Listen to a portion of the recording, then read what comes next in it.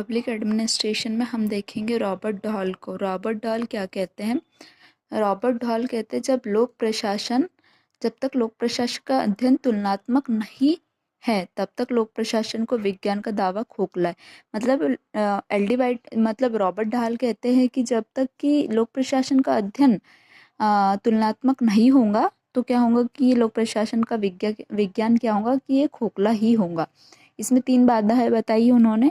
जब तुलनात्मक अध्ययन का अभाव, मतलब इसमें अगर तुलनात्मक अध्ययन नहीं होगा तो ये क्या होगा कि ये खोखलीच रहेंगी ये। ओके, खोखला ही रहेगा कौन सा? एडमिनिस्ट्रेशन। विज्ञान का मूल्य की अपेक्षा, यहाँ पे विज्ञान के मूल्य की अपेक्षा है, बताइए मतलब मूल्य की अपेक्षा नहीं कर सकते हम इसमें।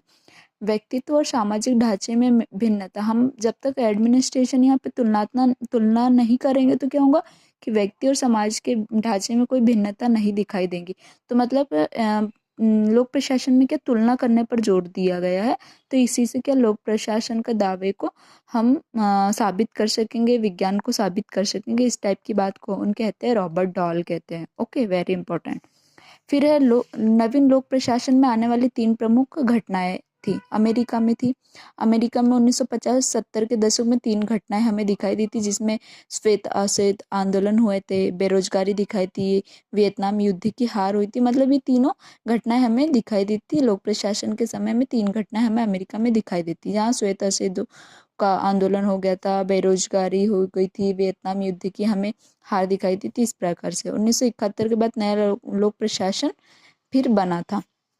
3 घटनाएं 1950 और 70 के दशक के अंतर्गत ये दिखाई दी थी, तो वहीं पे हमने 71 में हमें यहाँ पे नया लोक प्रशासन बनते हुए दिखाई दिया। फिर हनी रिपोर्ट आई थी 1967 में। हनी रिपोर्ट प्रस्तुत की थी 1967 की है, जिसमें प्रशासनिक शिक्षा में सुधार, मूल्य आधारित दृष्टिकोण और सामाजिक न्याय पर जोर दिया था। यहाँ पे क्या किया था कि जो प्रशासन के हैं, जो प्रशासन में शिक्षा में सुधार किया था जैसे कि यहाँ पे हनी रिपोर्ट कहती है जो प्रशासन में जो शिक्षा में सुधार किया था, प्रशासन से शिक्षा में सुधार किया था, मूल्य आधारित दृष्टिकोण की बात की थी, सामाजिक न्याय पर जोर दिया गया था। तो ये हनी रिपोर्ट के अंतर्गत आता है, क्योंकि हनी रिपोर्ट अगर कभी ईयर आ गया तो पूछ लिया जाएगा कि कब आई थी हनी रिपोर्ट। तो 1967 की। इसमें कौन सी बात रखी थी?